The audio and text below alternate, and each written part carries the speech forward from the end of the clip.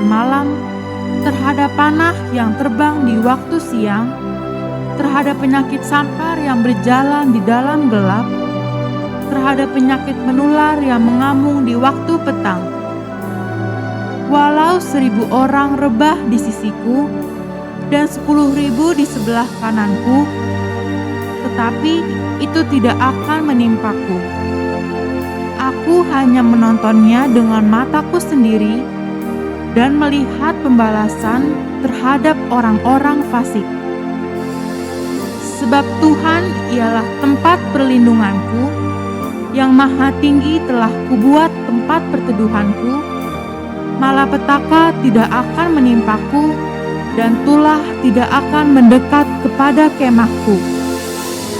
Sebab malaikat-malaikatmu akan diperintahkanmu kepadaku untuk menjagaku di segala jalanku. Mereka akan menatangku di atas tangan mereka, supaya kakiku jangan terantuk kepada batu. Singa dan ular tedung akan kulangkahi, aku akan menginjak anak singa dan ular naga. Sungguh, hatiku melekat kepadamu, maka engkau akan meluputkanku, engkau akan membentengiku, sebab aku mengenal namamu. Bila aku berseru kepadamu, engkau akan menjawab. Engkau akan menyertai aku dalam kesesakan. Engkau akan meluputkanku dan memuliakanku. Dengan panjang umur akan kau kenyangkan aku, dan akan kau perlihatkan kepadaku keselamatan daripadamu. Amin. Semangat pagi Bapak Ibu, saudara-saudari terkasih, umat kesayangan Tuhan. Yuk kita sama-sama bangkit berdiri, kita sapa saudara-saudari kita, katakan shalom, selamat datang di rumah Tuhan ya. Kita mau memuji Tuhan hari ini, kita mau menghargai setiap kebaikan Tuhan. Sudah 5 bulan lebih kita jalan di tahun 2024 dan kita lihat perkara-perkara besar, kebaikan Tuhan kita alami. Mari Bapak Ibu yuk kita mau sama-sama satukan hati kita mau awali ibadah kita mau menaikkan doa syafaat.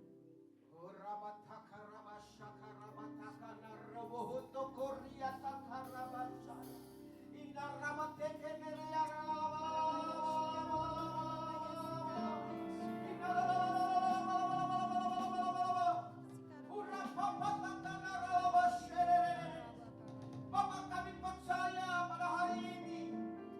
Kami mengucap syukur dan berterima kasih. Kalau kami boleh beribadah pagi ini, kami tahu karena ada anugerah dan kasih Tuhan buat kami. Kami boleh ada sebagaimana kami ada. Kami boleh bernapas, menghirup udara karya ciptaan-Mu. Dan kami ada berkumpul bersama-sama, memuji, memuliakan, mengagungkan, meninggikan Raja di atas segala raja, Yesus Kristus Tuhan. Haleluya, nama syakara Bapak. Kami berdoa buat semua jemaat Tuhan. Pada pagi hari ini akan beribadah. Kami percaya ada lawatan Tuhan yang dahsyat. Bukan hanya di tempat ini, tapi di rumah-rumah. Pasti dilawat Tuhan.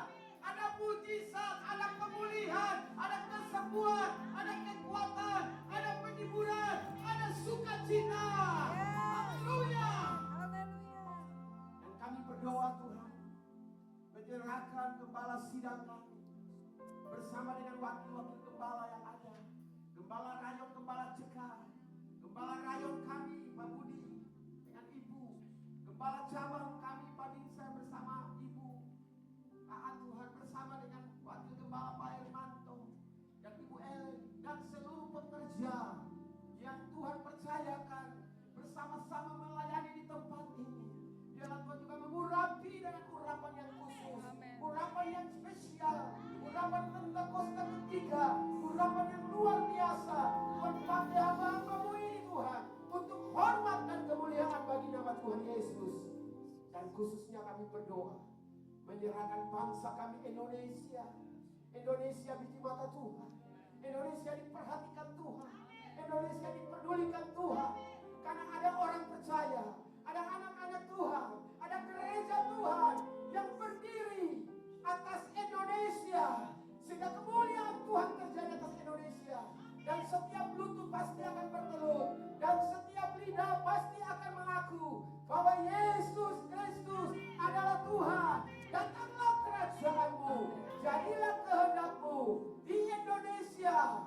seperti di sorga. Pemimpin bangsa kami, Bapak Presiden Joko Widodo, Bapak Maruf Amin sebagai Wakil Presiden, dan seluruh Menteri Kabinet, MPR, DPR, dan seluruh aparat pemerintah yang dari pusat sampai yang ada di daerah. Biarlah Tuhan mereka hidup takut akan Tuhan, melakukan kehendak Bapa, melakukan segala sesuatu bukan untuk kepentingan, tetapi untuk Engkau Yesus Tuhan, untuk rakyat, masyarakat yang ada. Terima kasih Bapa. Kami mengucap syukur dan berterima kasih pada hari ini. Kami mau mempersiapkan diri kami bersama-sama, mau memuji, mengagungkan, meninggikan nama Tuhan Yesus. Haleluya. Haleluya. Haleluya. Mari beri kemuliaan yang paling meriah buat Tuhan. Yuk semangat mau memuji Tuhan. Kita mau masuk ke dalam hadirat Tuhan dengan penuh ucapan syukur. Dengan penuh sukacita karena Tuhan sendiri mau setiap kita bergirang.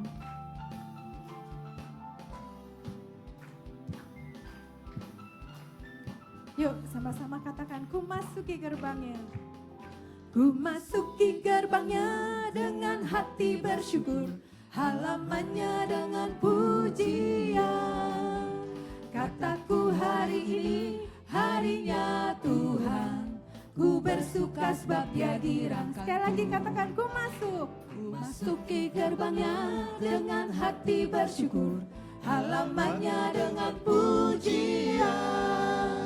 Kataku hari ini harinya Tuhan, ku bersuka sebab Dia girangkanku.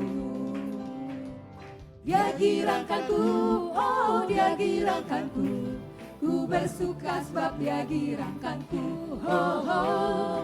Dia girangkanku, oh Dia girangkanku. Ku bersuka sebab Dia girangkanku. Masuki gerbangnya dengan hati bersyukur, halamannya dengan pujian. Kataku hari ini harinya Tuhan, ku bersuka sebab Dia girangkanku. Dia girangkanku, oh Dia girangkanku. Ku bersuka sebab Dia girangkanku, oh, oh. Dia girangkanku, oh Dia girangkanku. Ku bersuka sebab lambaikan tangan, katakan Dia girangkanku. Dia girangkanku, oh Dia girangkanku. Ku bersuka sebab Dia girangkanku, oh, oh. Dia girangkanku, oh Dia girangkanku. Ku bersuka sebab Dia. Kita tepuk tangan, katakan Dia girangkanku.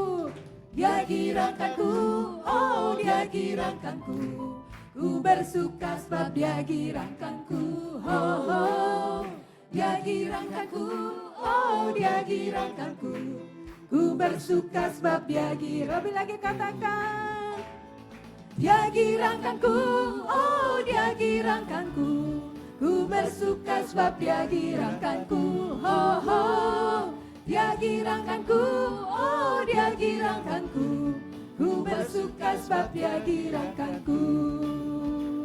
Ku bersuka sebab Dia girangkanku. Ku bersuka sebab Dia girangkanku.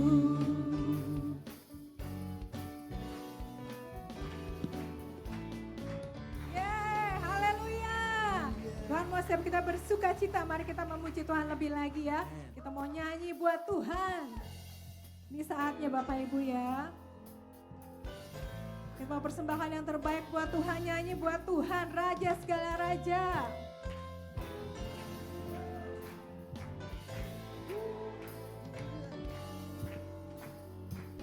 Mau menari-menari buat Tuhan yuk. Lebih lagi kita memuji Tuhan. Nyanyi, puji Tuhan, bangun bait kudusnya. Di tempat ini Yesuslah hadir, kemuliaan Tuhan dinyatakan. Oh sukacita, bangun bait kudusnya. Persembahkanlah seluruh hidupmu bagi kemuliaannya. Anugerahnya, anugerahnya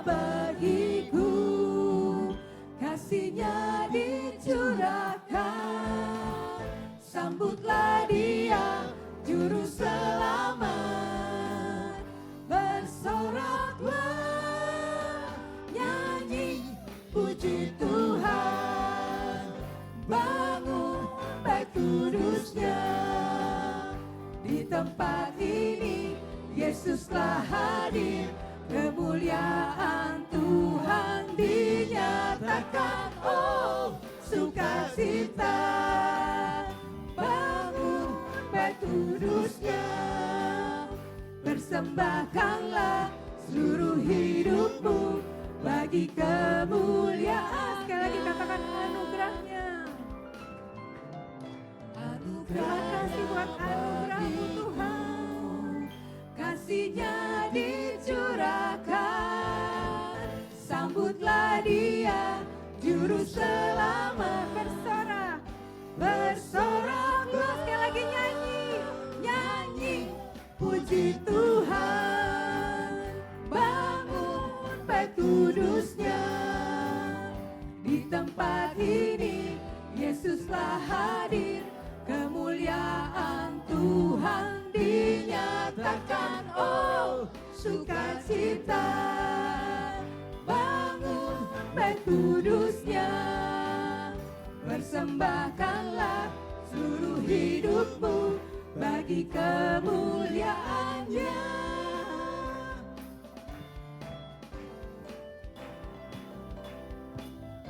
Ya, kita mau menyanyi lebih lagi buat Tuhan. Kita mau nyanyi lebih lagi buat Tuhan, Bapak Ibu ya. Katakan, anugerahnya bagiku, kasih-Nya dicurahkan. Sambutlah Dia, Juru Selamat. Bersoraklah, nyanyi, puji Tuhan.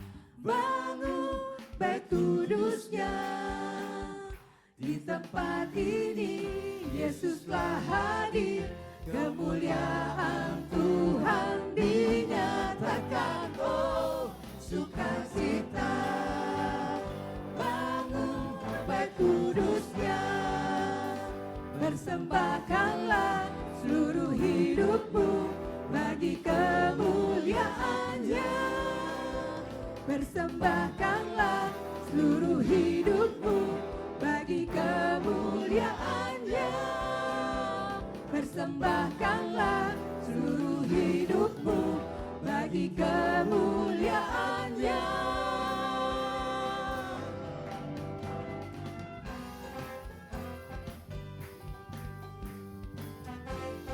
Mari bersorak sama-sama, katakan, nyanyi, haleluya, Haleluya. haleluya. Berikan kemuliaan bagi Tuhan kita. Yes, haleluya. Bapak Ibu Saudara dipersilakan duduk kembali.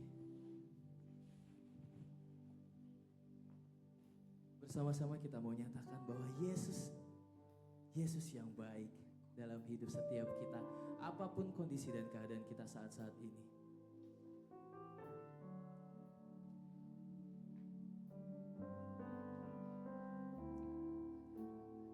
Yesus, Kau sungguh baik.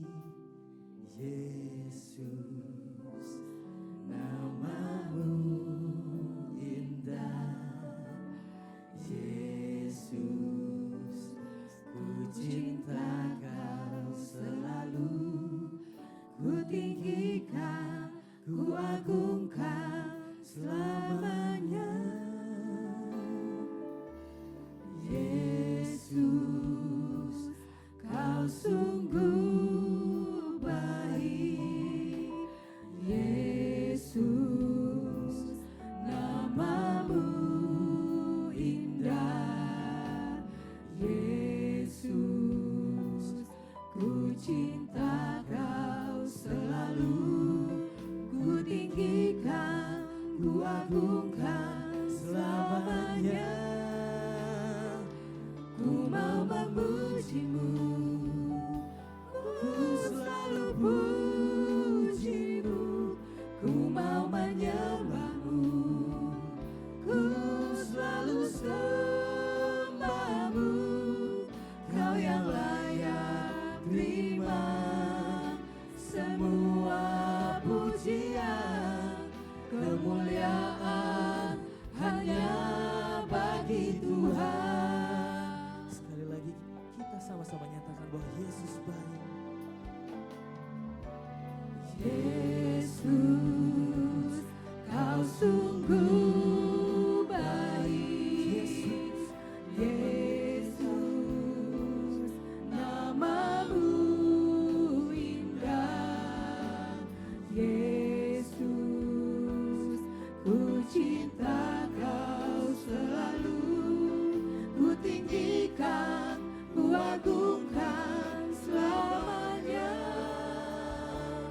Ku mau memujimu, ku selalu pujimu. Ku mau menyembahmu, ku selalu sembahmu. Kau yang layak terima semua pujian, kemuliaan hanya bagi Tuhan. Ku mau memujimu, ku selalu pujimu. Ku mau menyembahmu, ku selalu sembahmu.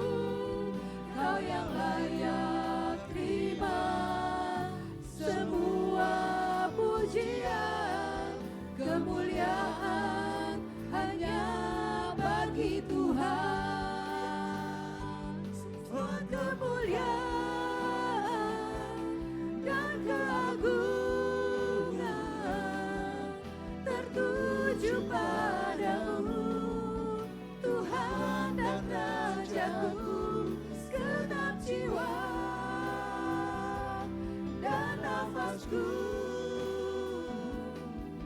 menyembah Yesus yang hidup.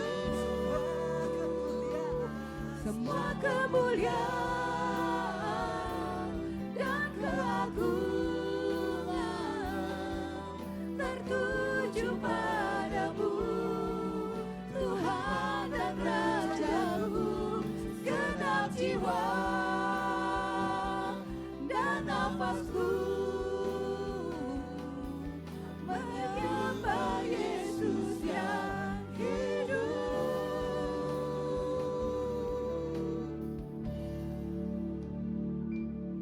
Ku mau memujimu, ku selalu pujimu. Ku mau menyembahmu, ku selalu sembahmu. Kau yang layak terima semua pujian, kemuliaan hanya bagi Tuhan. Ku mau memujimu, ku selalu pujimu. Ku mau menyembahmu, ku selalu sembahmu. Kau yang layak terima semua pujian, kemuliaan hanya bagi Tuhan. Ku mau memujimu, ku selalu pujimu. Ku mau menyembahmu, ku selalu sembahmu. Kau yang layak terima semua pujian, kemuliaan hanya bagi Tuhan. Kau yang layak terima semua pujian, kemuliaan hanya bagi Tuhan. Kau yang layak terima semua pujian, kemuliaan hanya bagi Tuhan. Kemuliaan bagi Dia.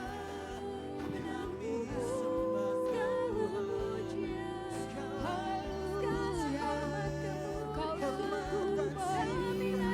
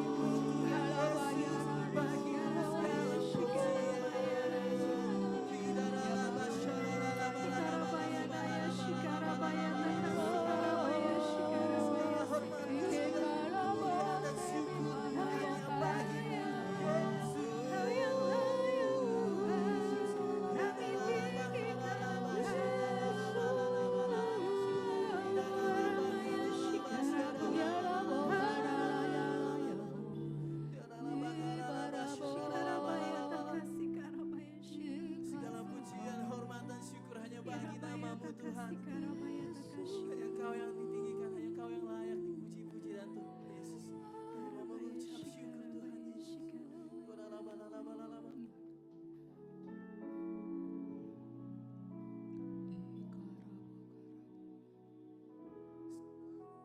Pujian Syukur bagimu, Kau hadir dalam hidupku. Kini ku datang sujud di hadapanmu, memujimu, menyembahmu, Yesus, ku menyembahmu.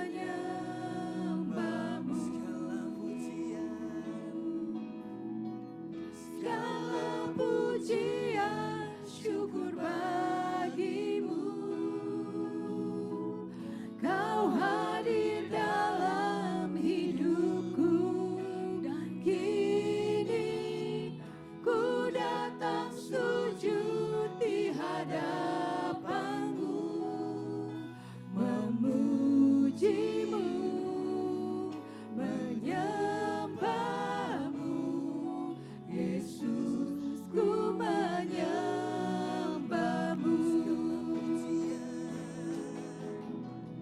Segala pujian, syukur bagimu, Kau hadir dalam hidupku. Dan kini ku datang sujud di hadapanmu, memujimu, menyembahmu, Yesus, ku menyembahmu. Segala pujian, syukur bagimu, Kau hadir dalam hidupku. Dan kini ku datang sujud di hadapanmu, memujimu, menyembahmu, Yesus, ku menyembahmu.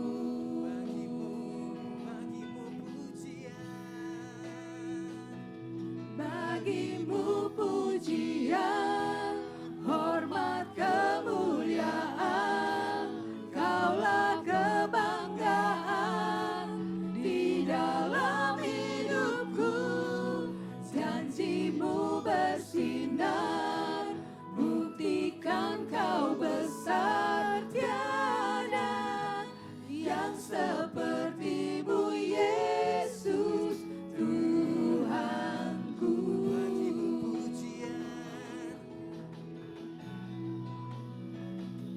Bagimu pujian, hormat, kemuliaan, Kaulah kebanggaan di dalam hidupku.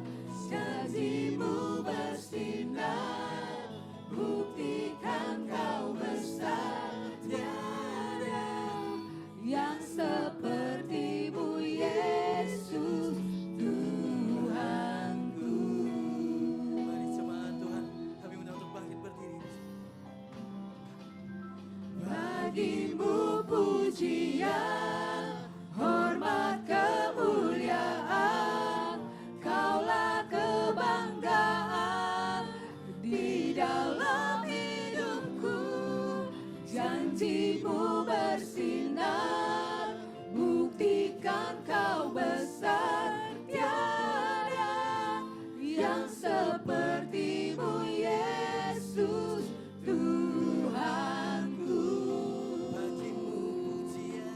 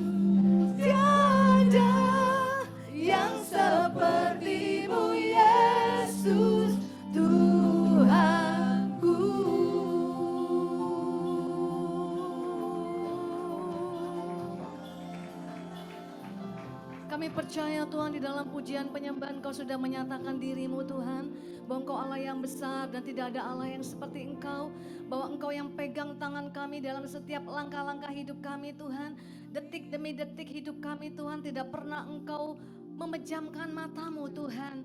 Oleh karena itu kami mau Tuhan mendapatkan seluruh kekuatan daripada firman-Mu, pembelaan daripada firman-Mu Tuhan, tuntunan dari firman-Mu, supaya kami percaya hidup kami berarti di dalam Engkau, di dalam kerajaan Allah. Terima kasih Tuhan Yesus. Mari Roh Kudus kami nantikan pertolongan-Mu yang luar biasa, menerjemahkan setiap arti firman Tuhan sesuai dengan kebutuhan umat-Mu di tempat ini. Semua yang datang dengan letih, lesu, berbeban berat akan menerima kelegaan yang daripadamu, akan menerima pemulihan, pertolongan yang daripadamu, kekuatan. Terima kasih Tuhan Yesus, terima kasih, terima kasih, terima kasih Allah kami yang besar. Di dalam nama Tuhan Yesus Kristus kita yang siap diberkati firman Tuhan, bersama-sama kita katakan amin. Haleluya, haleluya. Silakan duduk Bapak Ibu Saudaraku, shalom. Luar biasa ya, saya merasakan semangat daripada gereja Tuhan di tempat ini untuk terus mengikut Tuhan dengan sungguh, datang beribadah, mendengarkan firman Tuhan, bersama-sama memuji menyembah Tuhan. Hari ini saya mau sharing firman Tuhan, judulnya agak menggelitik sedikit saudara ya, biar ada clickbait, ditakdirkan untuk menang.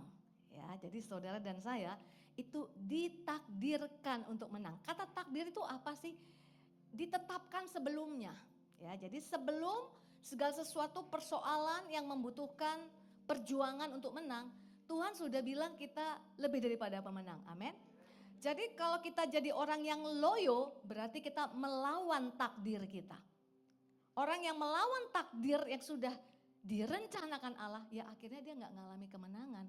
Bukan berarti Tuhan pilih kasih, bukan berarti Tuhan hanya 1-2 orang saja yang mengalami kemenangan, tapi di dalam Tuhan semua orang ditakdirkan untuk menang. Gambarnya saudara lihat ya, sudah terkurung dengan segala ombak yang tidak bisa dilalui.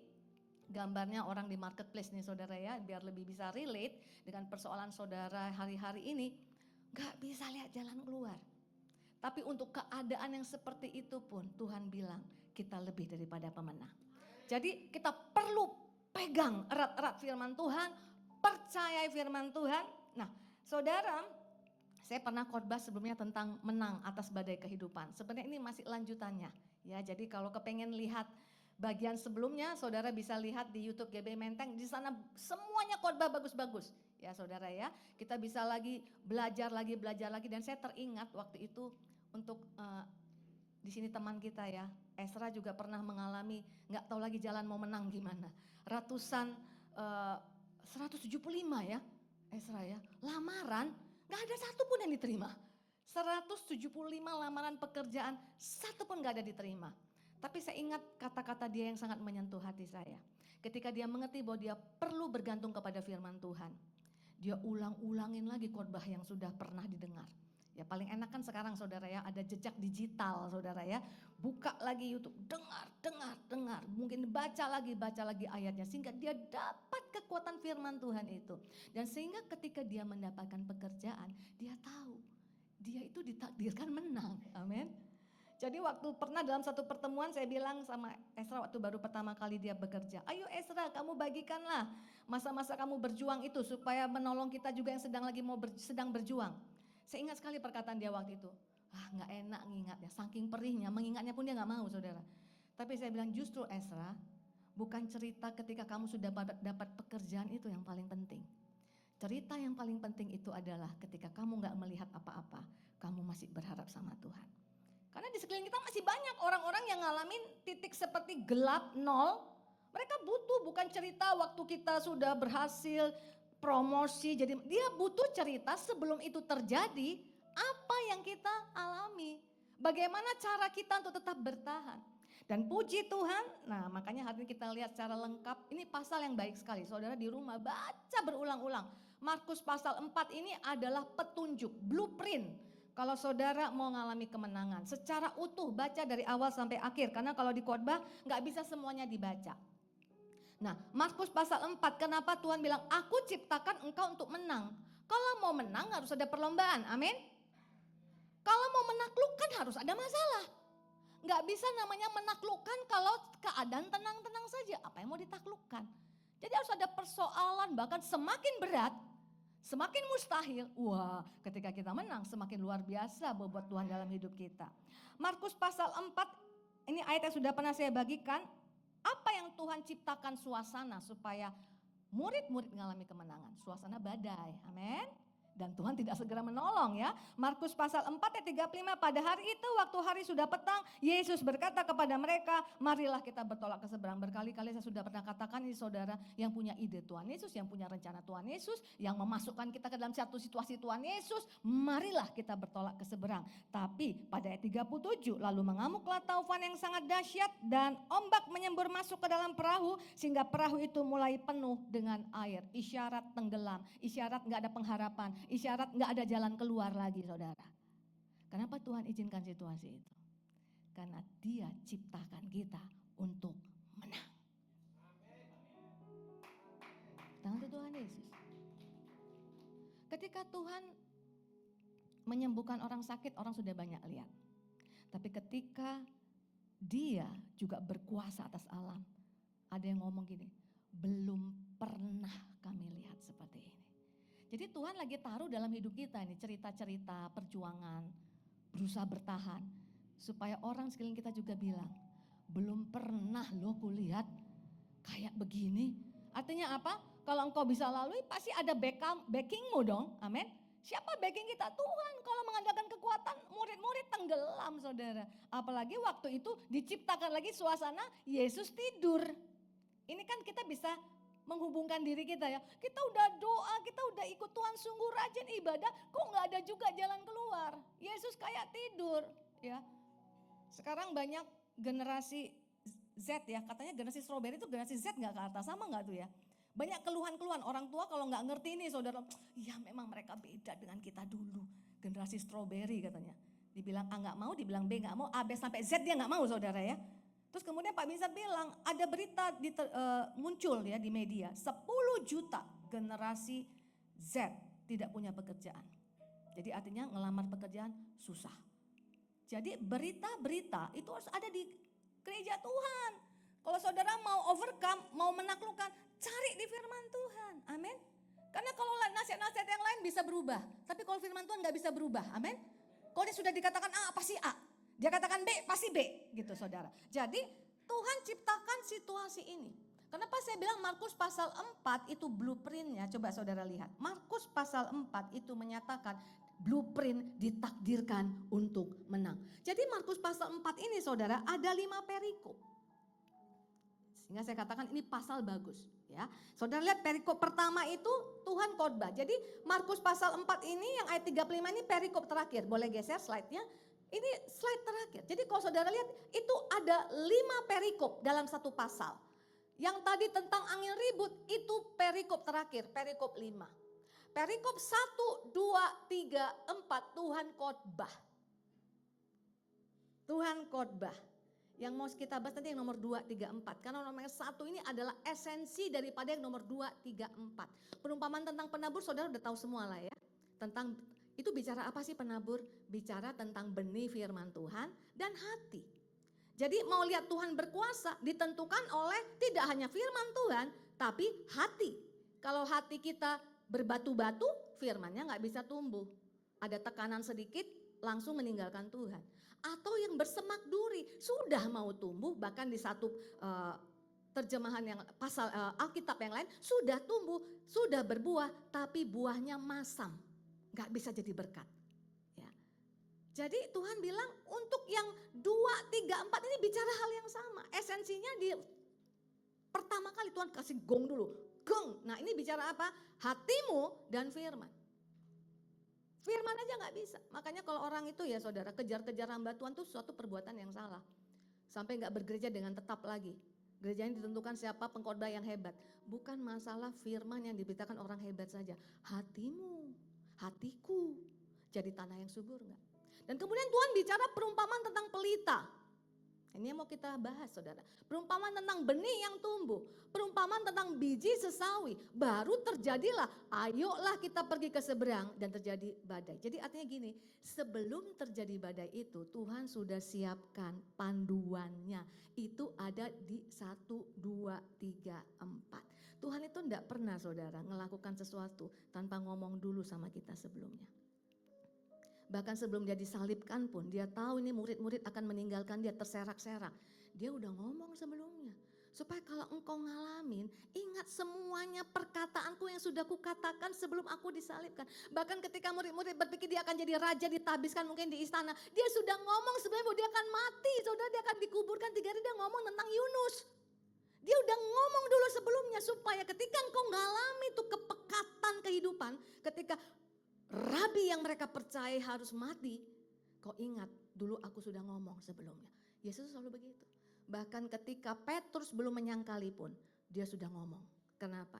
Dia tahu bagaimana hati Petrus ketika tahu dia menyangkali Tuhannya. Hancur hati, nangis. Tapi apa yang dikatakan Tuhan Yesus kepada Petrus sebelum semua itu terjadi? Ketika engkau sudah sadar, kuatkanlah saudara-saudaramu. Udah dikasih dulu panduan sebelumnya saudara. Jadi sebelum badai ini pun Yesus khotbah sampai 4 ilustrasi. Itu maksudnya apa? Supaya kalau engkau ngalamin, ingat tuh aku udah ngomong sebelumnya. Bahkan saya berpikirnya ini agak liar sedikit saudara. Kalau saja Yudas gak buru-buru bunuh diri. Sempat ketemu Petrus. Petrus yang sudah menyesali dan menangis dan menyesal. Mungkin dia akan bisa seperti kata Tuhan Yesus, kuatkanlah saudara-saudaramu. Karena Tuhan Yesus mati buat semua orang berdosa. Amin saudara. Jadi kita pasti punya banyak persoalan karena Tuhan mau kita menang, amin. Dan panduannya apa saudara? Saya nggak secara urut supaya lebih enak bahasnya. Yang pertama adalah ketika Tuhan ngomong tentang biji sesawi. Perumpamaan tentang biji sesawi ini artinya gini saudara, Tuhan mau kita miliki POV-nya Tuhan. Bahasa keren sekarang ya, TikTokers paling sering nih saudara. POV, sudut pandangnya Tuhan. Milikilah sudut pandangnya Tuhan, jangan sudut pandang kita. Jangan apa yang kau lihat, tapi apa yang Tuhan lihat. Apa yang Tuhan katakan tentang biji sesawi, Markus pasal 4 ayat 31. Hal kerajaan itu seumpama biji sesawi yang ditaburkan di tanah. Memang biji itu yang katakan bersama paling kecil. Selalu dikatakan biji sesawi itu paling kecil saudara. Daripada segala jenis benih yang ada di bumi. Orang yang lagi punya persoalan itu sering ngerasa kecil. Saya waktu dulu saudara gak lihat apa, itu ngerasa kecil sekali saudara. Semua orang yang belum nerima jawaban pasti merasa kecil. Esra lah, lagi Esra jadi contoh soal ya Esra. Biar kamu tambah semangat melayani Tuhan. Saya ingat sekali dia tuh waktu itu ngerasa kecil sekali. Tapi dia bilang gini, tapi satu yang membuka mata hatiku. Waktu dia dipercaya Natal jadi koordinator apa ya waktu itu? Drama atau apa ya? Kak Esra masih ingat gak Kak Arta?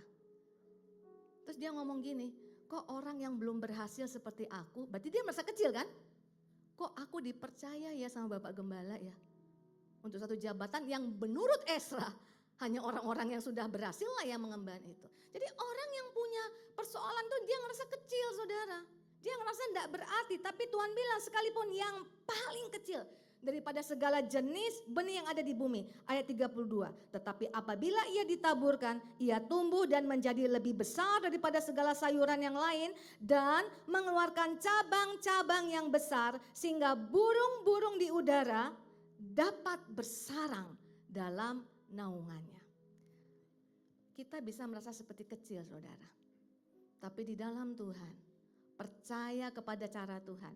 Yang kecil ini Tuhan izinkan nanti burung-burung bersarang. Artinya orang-orang akan diberkati melalui hidupmu. Kecil pun engkau merasa kalau engkau tetap percaya pada Tuhan, kau izinkan Tuhan bekerja dalam hidupmu, dalam hidupku, maka hidupmu yang kecil ini pun akan Tuhan pakai. Tepuk tangan untuk Tuhan Yesus. Saudara-saudara, karena di dalam Tuhan, ini hanya untuk anak Tuhan. Karena di dalam Tuhan gak ada orang besar. Gak ada orang besar, semua kecil. Ya saya udah pernah bagikan ayat ini saudara ya. Mazmur 103 ayat 13. Seperti Bapa sayang kepada anak-anaknya, demikian Tuhan sayang kepada orang-orang yang takut akan Dia. Ayat 14, sebab Dia sendiri tahu apa kita? Dia ingat, katakan bersama, bahwa kita ini debu. Debu itu kan kecil, saudara. Dia ingat kita ini debu. Kenapa dia ingat? Artinya, karena dia ciptakan kita juga dari debu tanah, sesuatu yang sangat tidak berarti. Tapi di dalam Tuhan, dalam Kejadian 1 ayat 28, debu ini saudara yang diciptakan dengan rencana Tuhan segambar dengan rupa Allah. Tuhan bilang taklukkanlah bumi. Dan semua yang ada di dalamnya. Jadi nggak masalah kalau kita kecil saudara. Nggak masalah dengan keadaan saudara, asal kita bergantung kepada Tuhan karena dia sayang kepada debu ini seperti seorang bapa sayang kepada anak-anaknya. Dan kalau bapak sayang sama anak itu saudara ya, dia nggak cuma sayang perasaan, dia kepengen masa depan yang penuh harapan. Nah ini mau saya kasih contoh nih Pak Edi Siombing. Unik cara beliau ngajar anaknya. Dulu itu Erdiko pengen sekali ke luar negeri ya, tapi kan namanya orang tua ya, apalagi anak perempuan kalau jauh-jauh tuh gimana. Tapi dia udah kekeh. Dari zaman sakit saya ingat tuh kita besuk dia di rumah sakit tuh dia udah bilang pokoknya aku harus ke luar negeri gitu kan. Makin lama tambah jauh, dari Singapura pindah jadi ke Kanada saudara ya. Waduh, hati seorang bapak mana nih saudara. Tapi seorang bapak yang baik tidak hanya menyekolahkan anaknya, amin. Dia mau masa depan anaknya juga bagus. Jadi syaratnya kalau kamu mau sekolah ke luar negeri, kamu harus pelayanan di sini. Jadi disuruh pelayanan saudara. Jadi awalnya itu pelayanan karena mau sekolah ke luar negeri saudara ya. Tapi jadinya kan makin cinta Tuhan kan. Dia disiplin sekali, makin cinta Tuhan. Pergi ke Kanada pun langsung yang dicari gereja. Langsung dititipkan. Karena seorang bapak itu, seorang ibu, seorang orang tua itu sayang sama anaknya. Dia mau lakukan sesuatu. Nah, Bapak tahu kita debu. Nah, ini yang menjadi poin saudara. Tanpa Tuhan kita tetap debu. Tanpa Tuhan kita tetap debu. Tapi debu ini di dalam Tuhan menjadi pewaris-pewaris kerajaan Allah. Karena dikatakan Bapak yang sayang sama anaknya. Buktinya tanpa Tuhan kita debu saudaraku, dalam Mazmur 62 ayat 10 dikatakan. Saya suka sekali ayat ini untuk menyadarkan saudara, apalagi kalau kita lagi diangkat jangan sombong. Tapi yang lagi punya persoalan juga jangan minder ya. Hanya angin saja orang yang hina. Orang yang hina itu dianggap kan kayak setitik debu saudara. Ditiupkan angin langsung hilang saudara ya. Merasa tak berarti. Tuhan bilang angin saja orang yang hina. Ya amin, ngerti kita akan hal ini. Tapi Tuhan katakan suatu dusta saja orang yang mulia. Kayaknya mau seperti apa tanpa Tuhan? Debu. Tuhan gak pernah bilang siapa kau, siapa kamu, gak pernah. Apa kamu? Apa lu saudara? Bukan who are you, what are you. Apa? Karena debu kan saudara. Jadi tanpa Tuhan mau punya kemuliaan sebesar apapun, debu dan mudah berlalu saudara. Tuhan bilang kalau dia diletakkan di neraca, pada neraca mereka naik ke atas, mereka sekalian lebih ringan daripada angin. Orang miskin, orang tak hebat dibilang lebih ringan dari angin kita ngerti saudara ya. Tapi Tuhan bilang orang hebat sekalipun tanpa Tuhan gak ada bobot apapun. Mau kaya seperti Salomo sekalipun tanpa Tuhan gak ada bobot apapun. Ketika raja di Babel makan minum ya pada zaman Daniel, pakai alat-alat dari bait suci Allah, pesta-pesta. Tiba-tiba ada tulisan di dinding, mene tekel ufarsim, nggak tahu artinya. Panggil Daniel untuk menerjemahkan. Kata Daniel artinya, ya raja engkau ditimbang dan kedapatan terlalu ringan. Raja, penjajah, penguasa, punya segalanya, berbobot di mata manusia, tapi di mata Tuhan tanpa aku engkau ringan, gak ada beratnya. Tapi seorang yang seperti Yabes saudaraku, punya penderitaan, punya persoalan, tapi dikatakan dia lebih berbobot daripada semua saudara-saudaranya. Kenapa? Dia percaya Tuhan. Ya kan kita setiap kali pulang nyanyi lagu Yabes ya. Ingat saudara si Yabes ini. Yabes ini orang yang tidak berpotensi untuk maju. Orang yang tidak berpotensi untuk berkembang. Tapi di hadapan Tuhan namanya bahkan dinotis sama Tuhan. Saudaranya gak disebut. Kenapa? Saudaranya gak ada bobotnya. Mungkin dulu menghina dia, apalagi mungkin dalam kehidupan seperti apa. Waktu sekolah dibully sama teman-temannya karena namanya penderitaan saudaraku. Itu kan gak punya masa depan. Tapi seorang yang berkata, Tuhan ku percayakan hidup kepadamu, perluaslah kapasitasku. Dia melawan takdir yang diciptakan oleh manusia. Dia percaya takdirnya ada di tangan Allah. Bahwa orang yang percaya kepada Tuhan adalah pemenang. Jadi di hadapan Tuhan saudara, gak ada orang kecil, orang besar. Semua sama, anak raja. Tuhan adalah bukan hanya Allah bagi orang besar. Dia juga Allah bagi orang kecil. Saya mau katakan begini saudara, supaya saudara itu jangan berpikir begini. Karena kita dengarkan orang saksi ini. Oh saya diberkati Tuhan dan akhirnya saya sekarang menjadi manajer. Gak semua orang jadi manajer saudara. Gak semua orang jadi direktur. Semua orang punya kapasitas, amin. Kapasitas 1 gak akan mungkin sama-sama kapasitas 5. Gak akan mungkin sama. Tapi Tuhan adalah Allah bagi orang kapasitas 5. Tuhan adalah Allah bagi orang kapasitas 2. Tuhan adalah Allah bagi orang kapasitas 1. Itu yang saudara aminkan. Jadi walaupun kelihatannya hidupmu lebih kecil dari orang lain, bukan berarti Allah gak bisa bekerja di dalam hidupmu yang kecil itu saudara. Saya selalu merasa bahwa saya ini orang yang kapasitas 1 saudara. Dan sering sekali merasa kecil. Sering sekali merasa kecil. Sampai rasanya kalau orang udah merasa kecil itu biasanya dia gak taruh hidupnya di tangan Tuhan. Karena merasa gak terlalu berarti. Aku gak pernah berubah jadi orang yang seperti talenta 5 loh saudara. Sampai sekarang saya merasa talenta saya jauh lebih kecil dari orang lain. Tapi bukan berarti Tuhan gak bisa pakai hidupku. Biji sesawi yang kecil ditaburkan di tanah. Tetap akan ada burung-burung yang bersarang di atasnya. Amin saudara. Saudara lihat ada cerita orang kecil di Alkitab. Ya sebelumnya kita lihat dulu. Jadi Tuhan itu punya rancangan masa depan. Amin. Itu yang namanya POV-nya Tuhan. Ayat ini sudah sering saudara baca. Yaitu ketika dikatakan Yeremia 29 ayat 11. Aku tahu rancangan-rancangan yang ada padaku. Rancangan itu kan masa depan. Sekarang kau rasa kecil, gak mungkin jadi berkat, gak mungkin jadi story tentang kemuliaan Tuhan. Aku tahu rancanganku atas hidupmu. Tuhan bilang, rancangan damai sejahtera bukan rancangan kecelakaan untuk memberikan kepadamu hari depan yang penuh harapan. Itu POV-nya Tuhan. Jadikan itu POV kita juga sebelum kita melihat apapun. Supaya saudara gak patah di dalam perjuangan. Apa yang kau lihat itu Tuhan sekarang ku aminkan. Tapi aku mau apa yang kau lihat itu benar-benar terjadi dalam hidupku. Kapan terjadinya? Roma 8 ayat 28. Ketika saudara berkata bukannya God knows, I know. Aku tahu sekarang. Sekarang saya berani berkata gitu loh saudara. Untuk semua hal yang gak bisa kulihat puluhan tahun. Saya dengan lantang berani bicara sama jemaat Tuhan.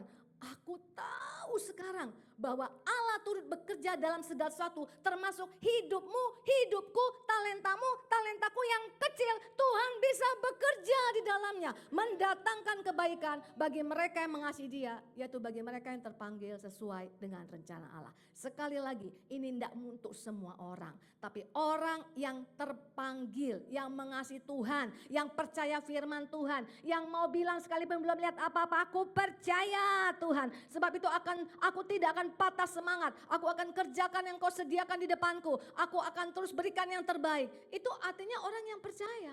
Amin saudara. Sampai kulihat, sampai aku berkata, aku tahu sekarang. Esra udah bisa bilang gitu sekarang. Aku tahu sekarang. Dulu aku nangis 175. Lamaran 2 tahun ya, 2 tahun ngelamar kerja gak ada hasil gitu. Sampai udah minta nasihat kiri kanan, lakukan segala, belum lagi penyesalan-penyesalan. Mungkin pernah melakukan menurut dia tanda petik kesalahan. Tuhan bilang termasuk yang kesalahan, mungkin tidak mengambil pekerjaan yang sudah tersedia. Tuhan bisa balikkan jadi kebaikan. Amin saudara, makin semangat saudara. Contoh orang kecil di Alkitab, hambanya Naaman. Hamba Naaman ini gak pernah tercatat dia kemudian jadi pengusaha hebat saudara. Tapi dia cerita kepada istrinya Naaman, ada loh nabi yang bisa menyembuhkan sakit kustanya majikan. Tapi karena seorang kecil ini saudara, biji sesawi yang kecil. Ada cerita panglima dari pasukan Aram yang luar biasa, yang sakit kusta, ketemu dengan Nabi, disembuhkan Tuhan. Dan dia berkata, ampuni aku kalau misalnya, dia tetap nyembah Tuhan, tapi dia bilang mungkin terlihat supaya tidak kelihatan menentang dari agama yang sedang ada di negaranya. Tapi hatiku ini adalah milik Tuhan. Story itu tidak akan ada, kalau tidak ada seorang yang hamba, tapi dia percaya dari hidupnya pun bisa terjadi sesuatu. Jadi kecil itu bicara apa saudara? Kondisimu apapun bisa Tuhan pakai. Saya nggak bilang bahwa orang yang kecil nggak akan berkembang. Berkembang. Saya juga dulu cuma bisa nulis lagu di G mayor toh saudaraku. Dulu main musik cuma bisa C mayor. Main piano cuma bisa C mayor, berkembang nggak saya? Berkembang. Tapi berkembangnya saya nggak bisa sama dengan orang-orang yang talentanya jauh lebih besar dari saya. Soalnya tangkap ini. Supaya kita nggak banding-bandingin orang lain sama kita. Supaya kita nggak iri sama rumput tetangga kelihatannya lebih hijau. Jalanlah dengan jalan Tuhan, rencana Tuhan dalam hidupmu. Apapun itu, aku Allah bagimu, kata Tuhan. Aku Allah bagimu. Saudara, bahkan sakitmu pun saudara. Bagi orang yang mengasihi Tuhan, sakitmu Tuhan. Kata Tuhan, sakitmu bisa aku pakai untuk mendatangkan kebangkitan bagi orang lain. Saya sudah beberapa kali di berbagai ibadah, karena saya sangat terberkati saudara dengan Ibu Vivi. Saya cerita tentang Ibu Vivi. Itu begitu selesai ibadah, kaum wanita kalau udah selesai ibadah kan pengennya fotoan sama saya kan. Rame-rame lah dari foto A, foto B, foto C, gaya A, gaya B, gaya C kan semuanya dicoba saudara. Tapi tiba-tiba ada seseorang yang datang kejar saya. Di tengah orang mau foto-fotoan tuh dia bilang, Bu, mohon minta waktunya sebentar. Karena saya cerita Ibu Vivi sampai akhir hayatnya hanya ingin melayani Tuhan. Saya cerita saudara, ada orang yang datang, Bu, saya mau tanya, ibu yang ibu ceritakan sakit kanker akhirnya meninggal. Itu kan ibu bilang dia usher. Iya, saya cerita dia usher bukan pelayanan mentereng. Kecil loh saudara, gak kelihatan. Tapi setianya sampai mati. Bu, kira-kira kalau dia datang pelayanan terlambat gak bu? Gitu loh saudara nanya. Saya jadi mikir kenapa dia datangnya jam berapa bu? Terus saya sampai mikir kayaknya dia gak pernah terlambat, ya gak teman-teman? Dia gak pernah terlambat, sakit pun dia kita jabat tangannya hangat, gak pernah terlambat.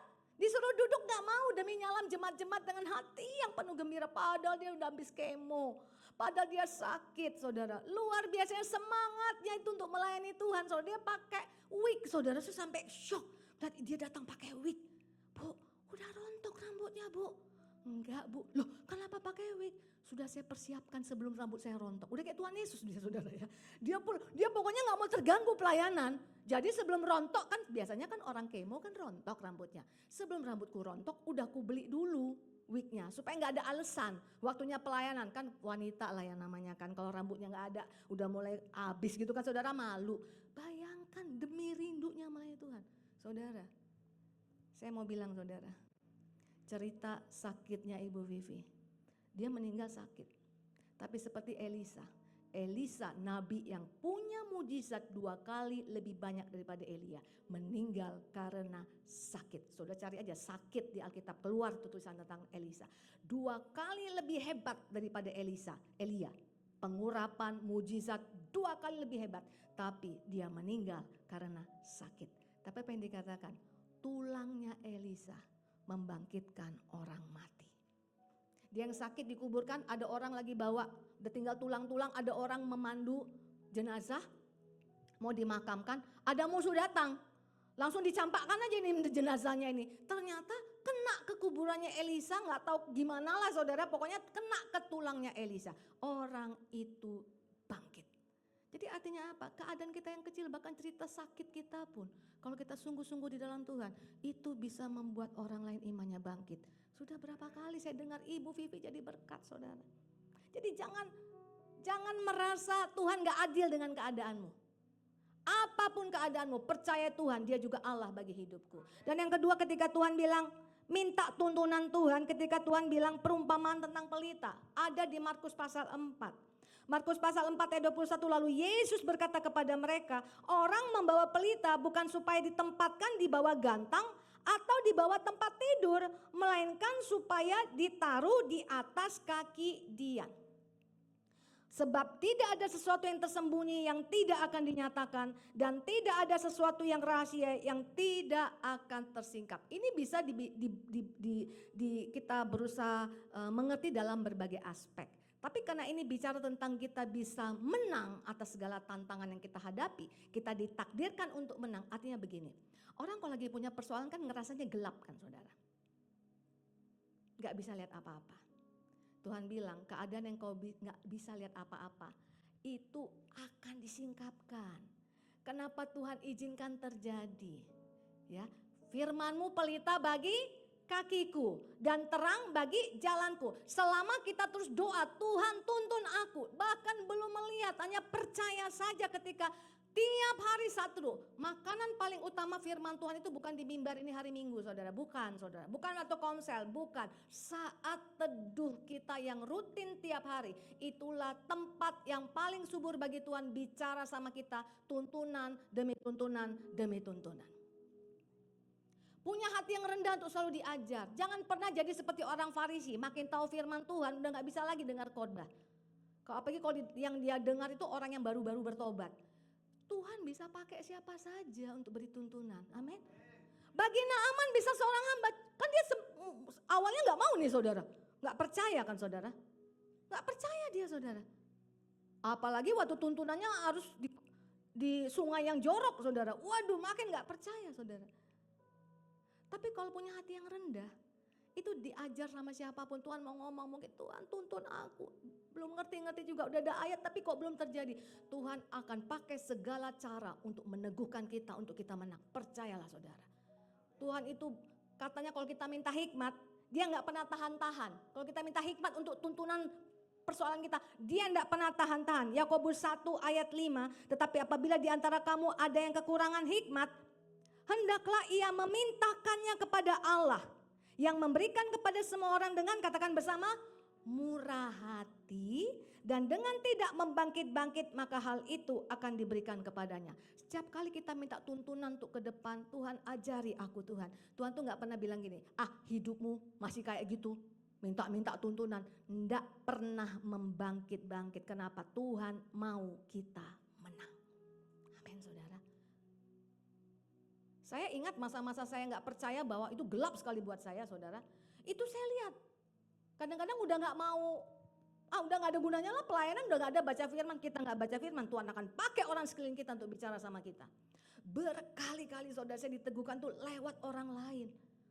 Orang itu bisa orang komsel kita, bisa teman kita, bisa siapa saja. Bahkan batu pun bisa dibuat bicara, ya nggak saudara? Keledai pun bisa dibuat bicara saudara. Begitu inginnya Tuhan kita menang, dia akan pakai segala sesuatu. Dan dibuktikan dari Amsal 1, karena Tuhan bilang dia gak akan tahan-tahan kan kalau mau ngasih hikmat. Dia bisa pakai segala cara. Hikmat berseru nyaring di jalan-jalan. Ini ayat favorit saya saudara. Bukan hanya di mimbar ini hari Minggu, di jalan bisa ngomong sama kita saudara. Di lapangan-lapangan ia memperdengarkan suaranya. Di atas tembok-tembok ia berseru-seru. Di atas pintu-pintu gerbang kota ia mengucapkan kata-katanya. Tuhan akan pakai segala cara dan situasi untuk ngomong dan meneguhkan kita. Karena belum waktunya Tuhan buktikan, Tuhan nyatakan segala rencananya. Tapi untuk bertahan, dia pasti tuntun kita. Saya ingat ya masa-masa dulu Nesa, anak kami, kelihatan semuanya udah oke waktu itu waktu S1 ya. Udah bisa saya ngerjain skripnya, udah. Ternyata dia bohong dan kami gak ada yang tahu. Dia baru pulang dari rumah, bright sekali dia karena dia ada acara wedding temennya. Kayaknya sukacita banget gitu. Dia senang sekali, happy sekali saudara, pulang. Dan habis itu Sabtunya kami ada MDPJ, doa di Sentul. Selesai doa, tiba-tiba Ibu Antonia, istrinya Pak Marlo ngomong, Bu tolong diuji ya Bu, mohon maaf. Dia gak enak banget tuh ngomong ini. Tadi kok saya lihat Kak Nesa sedih banget Bu. Coba gini, wah kemarin baru pulang dari rumah baik-baik saja, ibu ini terlalu lebay kali ya, terlalu ngeroh gitu kan. Gak dengar saya saudara. Dia bilang saya lihat dia sedih sekali Bu. Saya tanya, gak ada apa-apa dia bilang. Saya tanya sama anak saya, gak ada apa-apa. Tapi saya gak tenang saudara. Karena saya pikir Tuhan bisa pakai siapa saja. Langsung saya cus ke Bandung. Ternyata benar saudara, udah mau 1 bulan dikumpulkan, dia stuck di bab 3 saudara. Udah gak pernah datang berapa lama ke dosennya. Jadi habis itu full power, temanin terus, encourage terus, akhirnya dia bisa lulus. Coba saya, ini kayaknya ada yang tertekan nih dengar skripsi ini saudara. Abang kita yang ganteng di belakang. Ayo semangat ya saudara. Jadi itu saya datang dan saya lihat, waduh Tuhan ini baik sekali. Yang saya bilang tiba-tiba ada hotel kecil di sebelahnya yang tadinya jadikan guest house gitu ya. Tadinya tempat kos. Saya pakai itu sebagai sarana Tuhan bicara sama saya. Karena saya udah gak ngeliat apa-apa ini saudara. Tinggal 3 minggu lagi, gimana mau menyelesaikan saudara? Tinggal 3 minggu lagi, teknik lagi saudara, susah lagi saudara.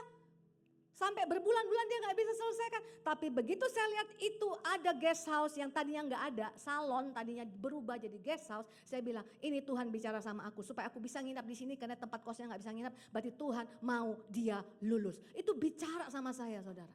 Jadi artinya Tuhan bisa pakai segala cara untuk ngomong sama kita. Amin saudaraku. Asal ada modal firman. Kalau enggak saudara nanti asal-asal. Ya, apa-apa jadi kayaknya flaky gitu. Semua saudara terjemahin dengan cara kita sendiri. Kita teduh tiap hari. Kita rajin ibadah. Jadi nanti Tuhan akan menguatkan pesan itu melalui keadaan di sekeliling kita, saudara. Apa yang membuat Ibu Vivi kesaksiannya itu dahsyat sekali? Karena ada firman dalam hidupnya, saudara. Dia pernah di Zoom meeting waktu baru operasi nih. Waktu baru operasi, saudara. Dia itu, kita kan tahu, saudara. Dia dapat kabar ususnya harus dipotong. Terus dia ngomong di Zoom meeting doa. Dia bilang gini, lebih baik ususku dipotong. Asalkan aku masih bisa melayani Tuhan. Daripada keadaanku baik-baik saja. Dia lihat banyak orang baik-baik saja hidupnya gak peduli sama Tuhan. Daripada semuanya fine, aku punya anggota tubuh yang lengkap. Tapi aku gak tinggal dalam Tuhan. Itu bagi saya saudara. Firman itu membuat dimensi yang baru dalam pelayanan saya saudara. Jadi kalau saya ceritakan kesaksian Ibu Vivi ini saudara. Ketika dia katakan lebih baik ususku dipotong. Tapi masih ada kesempatan melayani Tuhan. Makanya ketika Kak Ayu gak berani jadwal, Kak Tio gak berani jadwal jadi frontliners. Dia minta jadwal saudara. Kenapa? Hidupku hanya melayani Tuhan. Ususku dipotong, aku di kemo pun gak apa-apa asal aku bisa melayani Tuhan. Dia cocok sekali nih dengan ayat yang ada dalam kitab Mazmur saudara. Sekalipun dagingku dan hatiku habis lenyap, gunung batuku dan bagianku,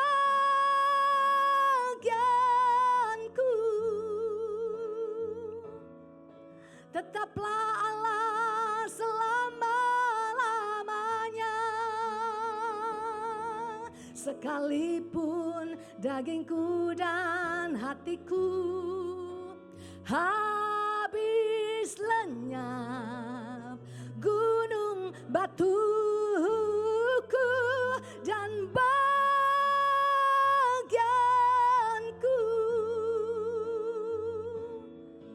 tetaplah Allah selama-lamanya. Ada firman yang dia percayai, hidupku yang sakit ini jadi berkat. Ini baru saudara, saya baru selesai praise and worship night sebuah gereja. Saya angkat lagi sambil nyanyi saudara. Saya lihat jemaatnya tuh sampai nangis-nangis. Sudah selesai pulang ada seorang ibu yang sangat ceria sekali. Saya suka ketemu dia di WBI. Begitu ketemu saya, air matanya berderai-derai. Rupanya dia bilang begini, saya diberkati sekali dengan kisah Ibu Vivi. Bu, anak saya autis. Udah lama doa gak sembuh-sembuh. Tapi saya dengar ada orang yang ngomong, sekalipun dagingku dan hatiku habis lenyap, gunung batuku tetap Tuhan. Sampai detik terakhir kita datang, Ibu mau dipanggil Tuhan atau masih mau melayani Tuhan? Kalau masih mau melayani Tuhan, angkat tangannya Bu. Udah tinggal tulang dibalut kulit saudara. Kecil sekali badannya. Kalau ibu gak bisa ngomong, angkat tangan ibu. Ibu masih mau melayani Tuhan, dia angkat tangannya yang lemah saudara. Hanya biji sesawi yang kecil. Ada Tuhan yang berbobot di dalam. Burung-burung bersarang. Ibu ini bilang, aku dapat pengharapan Bu. Sekarang aku bisa ngelihat dengan cara yang lain. Mungkin anakku gak sembuh seperti yang kuharapkan. Aku masih berjuang terus untuk kesembuhannya. Tapi paling tidak melalui pergumulan atas anakku ini, aku menjadi ibu yang mengasihi Tuhan. Aku menjadi ibu yang mendekat kepada Tuhan. Aku menjadi pendoa di gereja ini. Aku melihat sesuatu yang besar. Dari yang kecil anakku yang autis pun, Tuhan masih bisa berbuat sesuatu yang besar. Gak perlu jadi orang hebat untuk tempat Tuhan menyatakan kemuliaannya saudara. Dirimu diriku apa adanya. Amin saudara. Ada firman Tuhan, minta tuntunan terus. Dan yang ketiga saudara, percaya saja jadwal waktu Tuhan. Di sini Tuhan ngomong tentang perumpamaan tentang benih yang tumbuh. Dalam khotbah Tuhan yang berseri-seri ini saudara. Markus pasal 4 ayat 26, lalu kata Yesus, beginilah hal kerajaan Allah itu, seumpama orang yang menaburkan benih di tanah. Kan selalu bicara tentang benih dan hati saudara. Menaburkan benih di tanah. Ayat 27, lalu pada malam hari ia tidur dan pada siang hari ia bangun. Dan benih itu mengeluarkan tunas dan tunas itu makin tinggi. Bagaimana terjadinya tidak diketahui orang itu. Ketika murid-murid bertengkar siapa yang lebih hebat, apa yang dikatakan? Mungkin kamu menanam, aku menyiram, tapi Tuhanlah yang memberi pertumbuhan. Gimana bertumbuhnya nggak tahu, kapan waktunya muncul nggak tahu. Tapi yang jelas sesuatu yang tidak terlihat di bawah tanah itu saudaraku, Allah kita bekerja. Di atas kehidupan kita yang katakan kelam, kita nggak lihat apa-apa dan saudara tetap pegang Tuhan. Aku biji sesawi yang kecil Tuhan. Aku minta tuntunan untuk terus bertahan day by day untuk trust you God. Nggak tahu gimana caranya, tumbuh loh saudara. Kita waktu kejadian Bu Vivi juga nggak tahu kenapa harus begini. Saya nggak juga membuat drama-drama kalau lagi ngomong tentang Bu Vivi saudara. Enggak, tapi saya kaget. Loh ternyata ya. Tulangnya menyembuhkan orang lain, sakitnya menyembuhkan orang lain, sakitnya memberikan pengharapan bagi orang lain. Jangan tunggu engkau sembuh dulu baru engkau mau jadi saksi. Apapun keadaanmu, izinkan Tuhan terus bekerja. Makanya miliki hati yang penuh dengan sukacita. Ayat terakhir Mazmur 119 ayat 68. Tuhan yang berencana atas hidup kita tuh hanya dua yang harus kita ingat. Dia baik dan dia berbuat baik. God is good and he does good. Dia berbuat dia baik, karakternya baik. Bukan hanya itu saudara, dia berbuat baik. Termasuk yang kau lihat kelam, termasuk yang kau lihat gelap, termasuk yang kau lihat gak ada jalan keluar. Dia bilang hanya aku Allah yang baik dan berbuat baik. Makanya kita bilang ajarkanlah ketetapan-ketetapanmu kepadaku ya Tuhan. Saudara, saya akhiri dengan kisah kesaksian. Saya selalu merasa kecil saudara. Dan saya gak asal ngomong. Selama ini kan ada orang yang ngomong kan saudara. Ibu Julita inilah memoles-moles ceritanya lebay. Loh saudara, itu saya selalu merasa kecil. Sekarang aja udah bertobat. Kalau dulu saya pelayanan, saya mau membungkus kekecilan diri saya ini dengan jaket-jaket saya yang ngebling saudara. Supaya ada sinar, gak ada dari muka saya, dari jaket saya lah saudara ya. Nama saya paling salah disebut orang, sering salah. Orang lain saya gak pernah gitu saudara. Kalau di sini udah dievaluasi mati-matian tuh saudara, salah nyebut nama orang yang diundang. Kami persilakan kepada saudari Julita Malik saudara. Makanya saya suka pakai manik-manik, bling-bling supaya tahu lah, lupa kok namaku, lihat aja jaketku. Ada maniknya. Udah benar marganya, namanya salah, Juliati Manik. Lain kali, Juliati Malika. Gak ada yang benar saudara. Nunggunya lama banget dari orang yang nyalam. Kan banyak orang Batak kan kalau udah nemu kan langsung sesama warga sekampung kan kayak ketemu seneng kan. Aku namborumu ya, dia ngomong sama saya. Itu masih umur saya awal-awal tuh saudara. Aku namborumu. Berlalu begitu lama. Nantikan waktu Tuhan. Sampai suatu ketika yang bersalam sama saya. Dia manggil saya, namboru. Dia terbalik. Dulu orang bilang aku namborumu. Sekarang yang nyala manggil saya namboru saudara. Makin tua saya saudara. Sampai suatu ketika lagi baru-baru ini fotoan kan. Biasa kan jemaat tuh suka apalagi luar kota. Berfoto. Mamanya bilangin, ayo kita berfoto sama Opung. Sama Opung. Tapi saudara tahu begitu lama waktu yang kulalui saudara. Sekarang aku ngerti. Aku gak lihat apa-apa pun Allah aku berbuat sesuatu dan aku gak perlu jadi orang yang lebih hebat daripada yang seharusnya yang ada dalam diriku. Cukup yang ada padaku. Biji sesawi, burung bisa bersarang. Saudara lihat begitu kecilnya saya ini saudara lihat. Ini ada seorang wanita penulis lagu namanya JM. Ini masa-masa struggling saudara. Lihat aja main musiknya gak ada kepercayaan diri. Ini saya dulu saudara. Tahun 90 saya nulis sebuah lagu pertama saya. Ada saksinya orang yang beberapa waktu lalu saya pelayanan. Dia pun heran. Kok Julita Manik ini tulis lagu di gereja kita aja gak dinyanyiin. Katanya waktu itu saudara di gereja kami di Bandung. Ada saksinya, saya gak lebay saudara. Gak diberikan ruang. Gak ada supporter, gak ada pendukung. Nah baru-baru ini saya pelayanan dari luar kota. Saya minta yang bawa tahun 90 maju ke atas. Ini saya mau kasih ini saudara ya. Mau kasih anak-anak muda untuk kasih contoh supaya saudara bisa relate. Ayo model-model kita yang cantik. Yang tahun 90 dulu, yang pegang 90 biar mantap nih ilustrasinya ya. Percaya nggak akan dipermalukan di depan. Ayo sayang, dari sana kamu naik sayang. Oke ya. Nah, tahun 90 saya nulis lagu pertama saya. Kenapa saya cerita ini? Baru-baru ini saya baru pelayanan dari luar kota. Saudara lihat gambar ini kan? Di tahun itulah Tuhan panggil aku untuk jadi penulis lagu yang akan memberkati seperti gambar church yang angkat tangannya kepada Tuhan. Tahun 90 saya nulis lagu pertama saya, saudara. Tadinya mau nyanyiin. Nah ini dia. Saya JM di tahun 1990. Mukanya kan masih muda, saudara ya. JM di tahun 90. Tulis lagu dengan penuh air mata. Dulu Ibu Oki ini teman sekos saya, makanya dia tahu lagu ini, saudara ya. Hanya dekat Allah saja, ya. Nah, saudara, saya baru-baru ini pelayanan ke sebuah kota di Jawa Timur. Nggak tahu kenapa hamba Tuhannya ini pendetanya bolak-balik. Bu, apalagi lagu Ibu. Saya sampai malu, saudara, karena nggak banyak. Udah saya sebut Bapak yang kekal sudah. Seperti Bapak sayang anaknya udah. Indonesia bagi kemuliaan-Mu sudah. Itu kan era-era 90 ini, saudara. Saya menuliskannya. Semua sudah. Ada yang gak terkenal juga. Kau tetap Allah sudah. Apalagi? Oh ini Pak lagu Rumah Duka. Indah pada waktunya sudah. Terus nanya terus, saudara. Sampai saya mikir apa lagi? Baru saya ingat lagu saya yang pertama kali saya tulis di tahun 90 yang tadi. Hanya dekat Allah saja. Saudara tahu dia bilang apa sama saya? Pendeta menggembalakan jemaat, saudara. Itu lagu Ibu? Iya Pak. Kenapa Pak? Bu, saya ini seorang muda yang kepahitan sama bapak saya. Kami 6 bersaudara. Bapak, kamu agak sedih-sedih dikit kayak saya tahun 90 ya. Bapak saya itu meninggalkan mama saya dengan 6 orang anak. Bahkan di depan mata saya lihat bapak saya mau bakar ibu saya. Bencinya luar biasa sama Tuhan, sama bapaknya. Tunggu aku besar, ku balas. 2 kali Bu, SMP saya datangi, SMA saya datangi, tapi gak cukup kuat untuk melawan bapak. Bapaknya udah meninggalkan, udah menikah dengan orang lain. Dendamnya kesumat.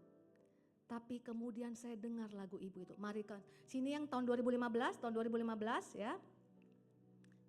Jadi dia bilang, dalam satu ibadah di Surabaya, saya dengar lagu itu. Hanya dekat Allah saja aku tenang. Dialah Allah keselamatanku. Selama ini karena aku begitu benci sama bapakku, aku gak tenang Bu. Dendam.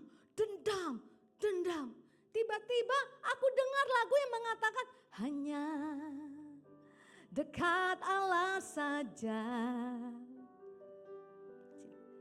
Aku, kebalik. Merasa tenang.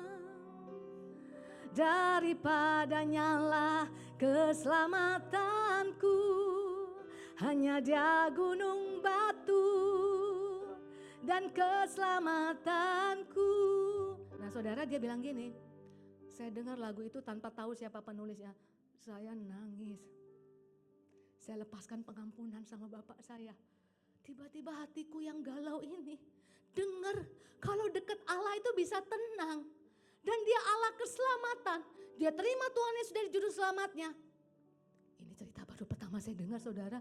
Saya nulis lagu ini, saudara, tahun 90, saudara. Ini Ibu Oki saksinya. Ada orang yang saking gak percayanya saya tulis lagu. Waktu itu artis yang terkenal tuh namanya Harvey Maleholo. Dia bilang, ada yang ngomong sama saya, kamu kan dengar-dengarnya lagunya Harvey Maleholo, habis itu kamu ambil Mazmur. Gitu loh, saudara. Nangis sedih. Tahun 90. Ternyata tahun 2015, agak kesini sayang, direkam sama Om Ade Manuhutu. Tahun 2015 saya nggak pernah, jarang dengar ada gereja menyanyikannya. Jadi artinya apa? Aku merasa belum ada jalan keluar terhadap janji Tuhan yang tadi itu, saudara. JM yang pemalu, yang minderan. Tuhan bilang aku akan panggil jadi berkat. Enggak lihat, nggak pernah dengar lagu ini nyanyikan. Saudara aja baru tahu kan? Tahun itu direkam tahun 2015. Mari sini yang tahun 2024. Dia harus lebih tua lagi wajahnya. Ah ya benar, Kak Amanda ya. Tahun 2024 saya dengar kisah itu. Kan baru ini terjadinya. Tahun 90 tulis lagu, ke tahun 2015 saja berapa tahun, saudara? Ayo matematikanya. Kesana saya.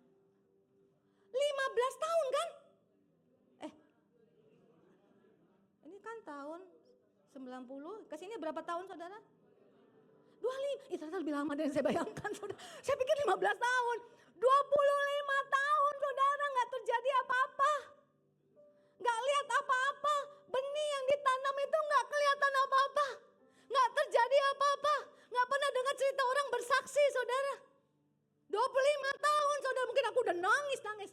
Padahal tahun 2015 ada burung bersarang di atasnya yang saya nggak pernah tahu. Saya dengarnya kapan saudara?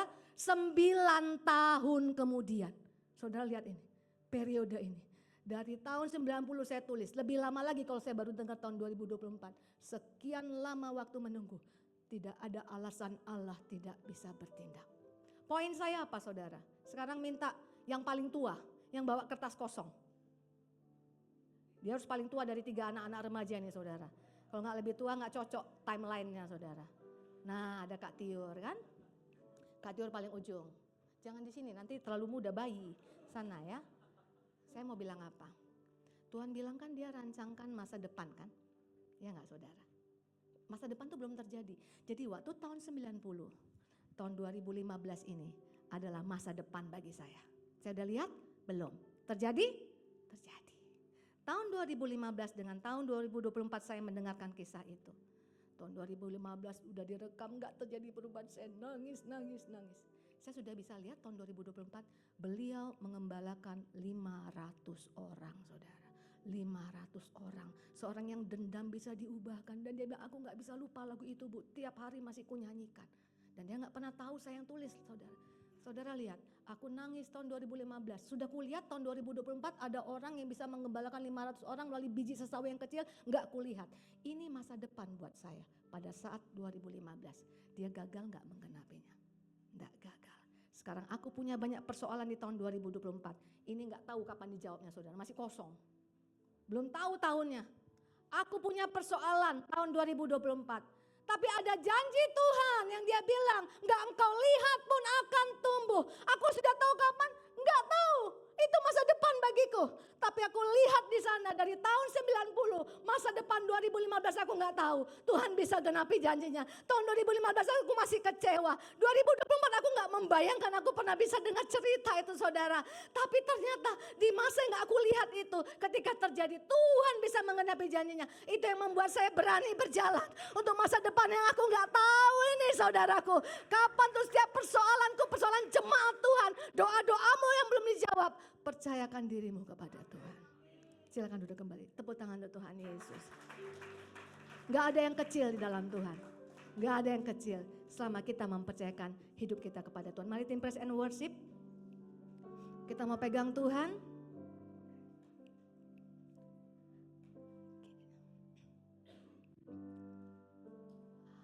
Aku percaya ada mujizat.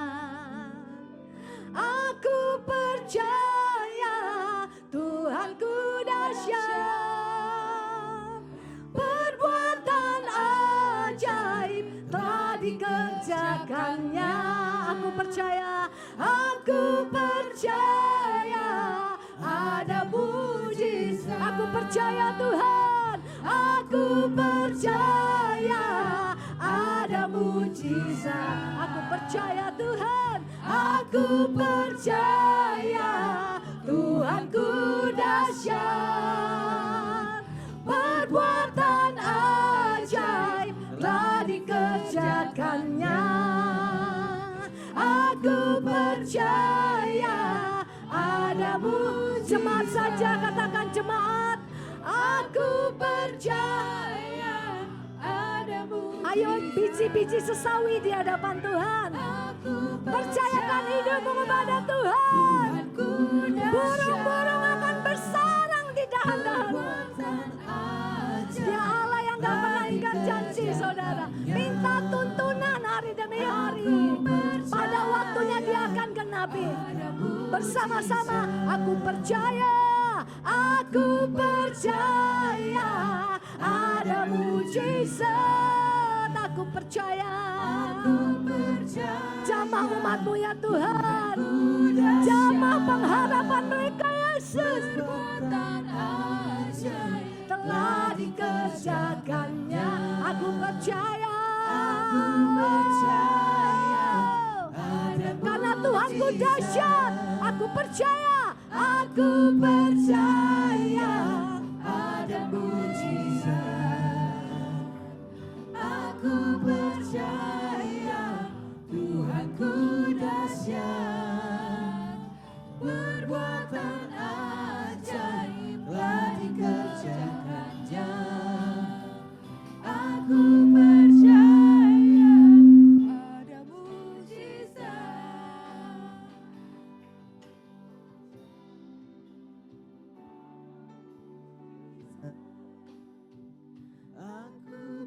percaya ada mujizat.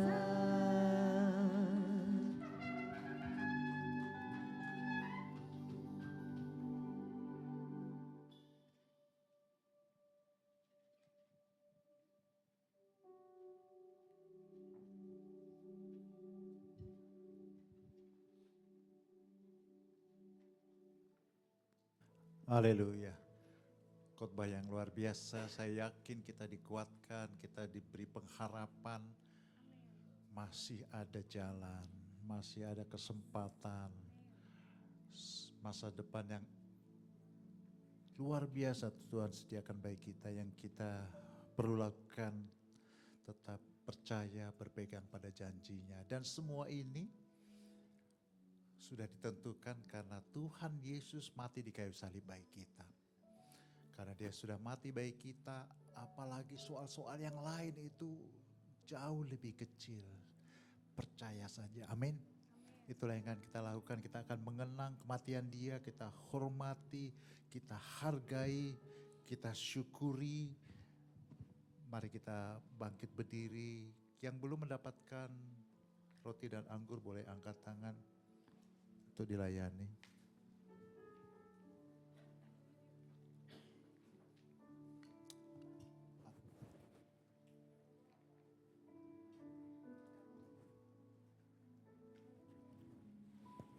Oh, darahmu Yesus.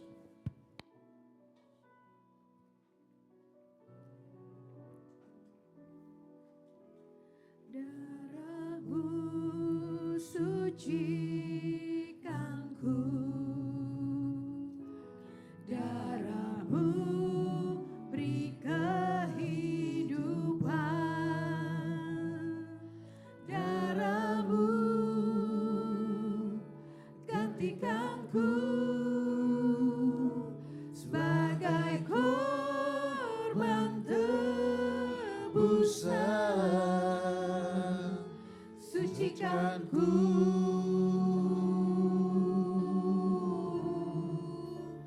Seputih salju. Oh, Yesus. Yesusku, korbanmu Ya mulia. Di saat yang indah seperti ini kita mau mendekat kepada Tuhan. Kalau ada ganjalan kepada Tuhan, kita selesaikan dengan Tuhan karena lebih baik dekat dengan Tuhan. Hanya dekat Allah saja aku tenang. Kita lari daripada Dia, semakin sulit hidup kita. Tuhan, ampuni dosa kami Tuhan. Kalau kami jauh dari Engkau, hari ini kami mau mendekat kepadamu. Kami mau seperti anak yang hilang datang kepada Bapa. Kami tahu lebih enak, lebih indah, lebih baik hidup bersama Bapa daripada di tempat yang jauh Tuhan. Terima kasih. Hari ini ada sukacita turun atas kami semua. Ada penghiburan, ada damai sejahtera. Terima kasih Tuhan, terima kasih. Kekasih-kasih Tuhan, angkat roti tinggi-tinggi. Sebab yang saya ajarkan kepadamu itu saya terima dari Tuhan. Yaitu bahwa Tuhan Yesus pada malam waktu ia diserahkan mengambil roti. Dan sesudah itu ia mengucap syukur atasnya. Ia memecah-mecahkan dan berkata, inilah tubuhku yang diserahkan bagi kamu. Perbuatlah ini menjadi peringatan akan aku. Kekasih-kasih Tuhan, bukankah roti yang kita pecahkan ini adalah persekutuan kita dengan tubuh Kristus? Makan dalam nama Yesus.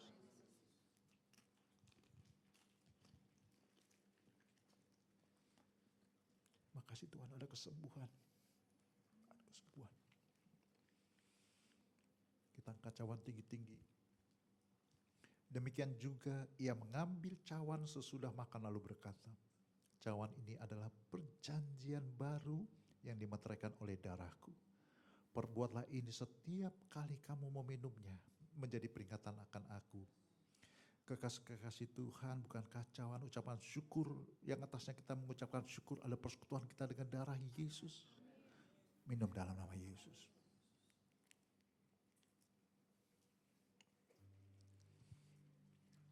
Kita letakkan cawan, katakan sesuatu, ucapan syukur. Terima kasih Tuhan, terima kasih Tuhan, Kau baik. Terima kasih Tuhan, Kau baik Tuhan. Tidak ada yang seperti Engkau Tuhan. Terima kasih, Kau tebus dosa kami. Kau angkat kami sebagai anak. Terima kasih Tuhan. Terima kasih Tuhan untuk pemulihan, untuk kesembuhan, untuk kelepasan, untuk kelegaan. Yesus. Yesus, terima kasih Tuhan. Terima kasih Tuhan. Terima kasih Tuhan.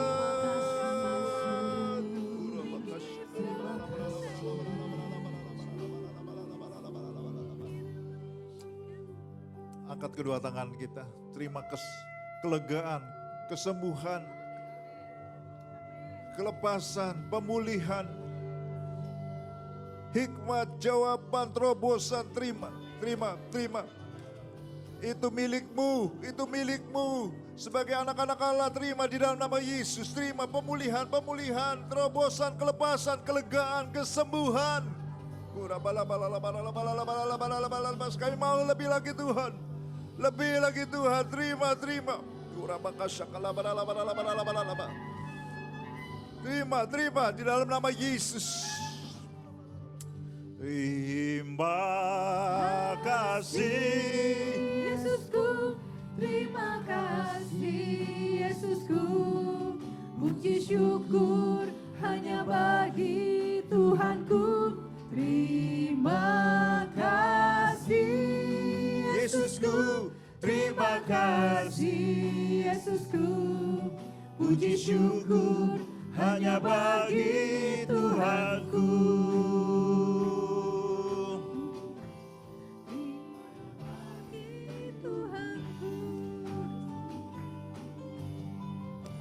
Terima kasih Yesusku, terima kasih Yesusku. Puji syukur hanya bagi Tuhanku. Terima kasih Yesusku, terima kasih Yesusku.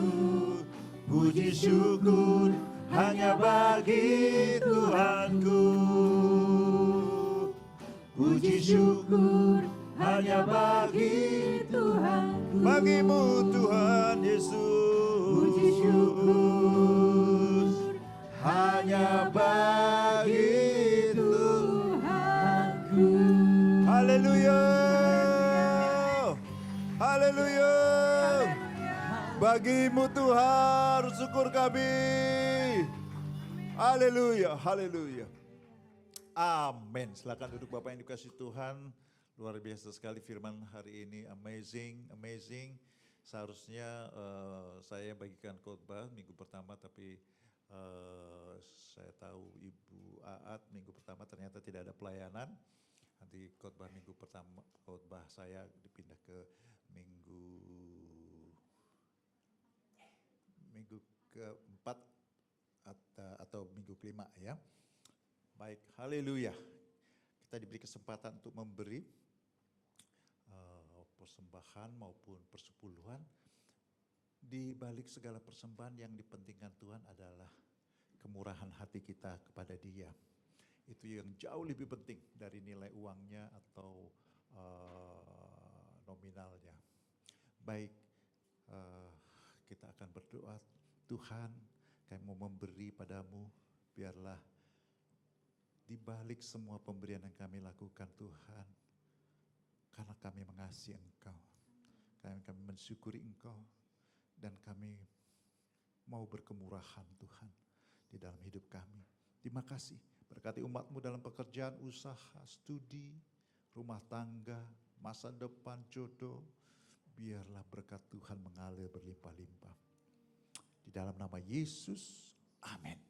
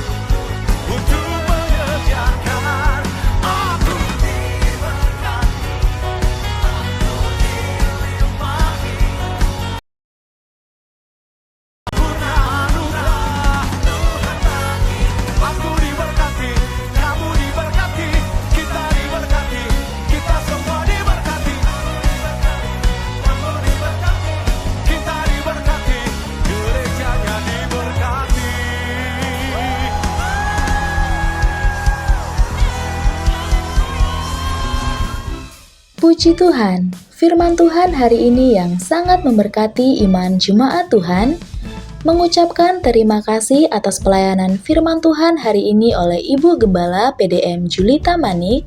Kiranya berkat daripada Tuhan Yesus berlimpah-limpah atas ibu dan keluarga. Setelah ibadah, mengajak jemaat Tuhan dalam fellowship untuk menumbuhkan rasa kebersamaan, membangun sikap peduli, serta mempererat tali persaudaraan keluarga dalam Kristus. Mengucapkan terima kasih kepada jemaat Tuhan yang telah memberikan taburan sewa gedung gereja kita, dan masih memberikan kesempatan bagi jemaat Tuhan yang rindu untuk menabur, dapat melalui tunai menggunakan amplop sewa gedung, serta non-tunai melalui transfer, dan menginformasikan bukti transfer ke WhatsApp Sekretariat Gereja dengan Saudari Tiur, disertai keterangan sewa gedung. Kiranya Tuhan Yesus membalas setiap taburan jemaat Tuhan.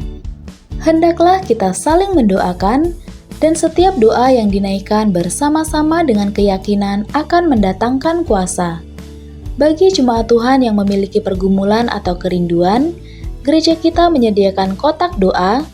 Jemaat dapat menuliskan di kertas yang telah disediakan setiap kerinduan atau pergumulan yang sedang didoakan untuk didoakan bersama-sama di pertemuan doa gereja kita dan menjadi topik doa bagi setiap pendoa GBI Menteng. Setelah itu dapat memasukkan ke kotak yang telah disediakan. Berikut kegiatan ibadah tengah minggu gereja kita. Selasa, pukul 8 malam di Prayer Room. Dan Rabu, pukul 7.30 Healing Worship for Indonesia ditiadakan. Dikarenakan kita akan bersama-sama masuk dalam menara doa Azusa Street Prayer Tower atau APT yang akan dilayani oleh GBI Menteng. Worship leader oleh PDP Insus Purba melalui Zoom meeting. Sabtu, pukul 4.30 Worship Fajar melalui WhatsApp group. Di pagi hari secara bersama-sama dari rumah masing-masing, kita membawa pujian penyembahan dan doa. Sekian informasi kegiatan gereja kita dalam minggu ini. Ibadah Minggu 9 Juni 2024, ibadah umum firman Tuhan akan dilayani oleh PDT John Max Titeli. Ibadah anak oleh Kak Nova Lina Manurung. Selamat merayakan hari Minggu bersama keluarga, teman, serta sahabat. Sehat selalu bagi jemaat Tuhan. Tuhan Yesus memberkati.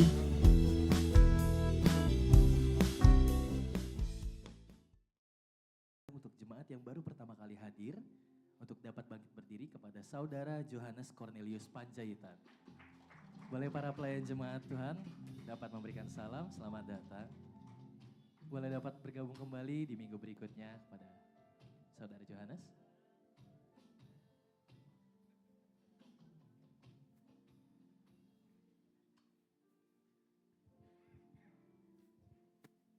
Haleluya, mari kita bangkit berdiri. Enak sekali bisa datang ke rumah Tuhan, beribadah kepada Dia, dipulihkan. Dan kita tidak mau pulang sebelum kita diberkati. Seminggu ke depan, setiap hari berkat Tuhan turun atas kita. Amin. Kiranya Engkau memberkati aku berlimpah-limpah, yang memperluas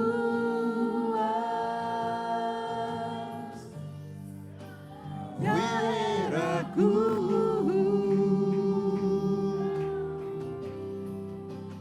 dan kiranya tanganmu menyertai aku dan melindungi aku daripada malapetaka, sehingga kesakitan tidak menimpa aku. Dan Tuhan mendengarkan dan menjawab doaku.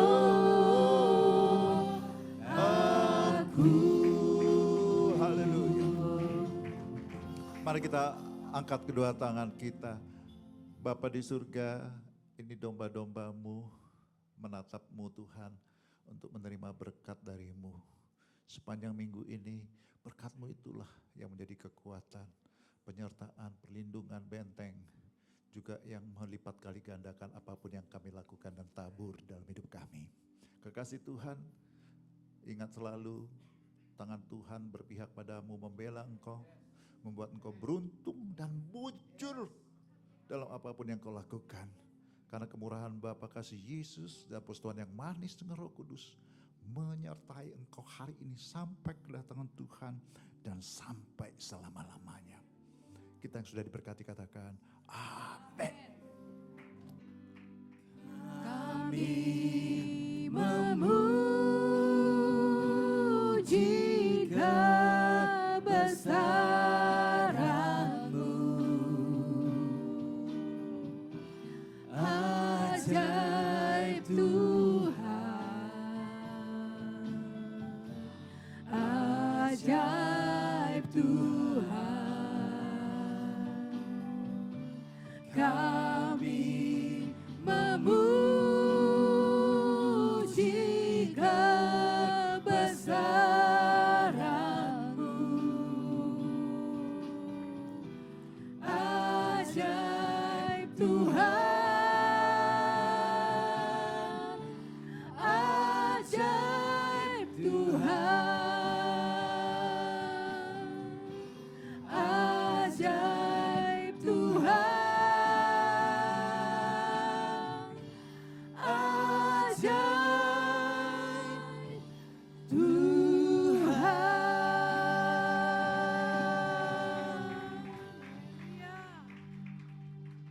Selamat hari Minggu, Tuhan Yesus memberkati.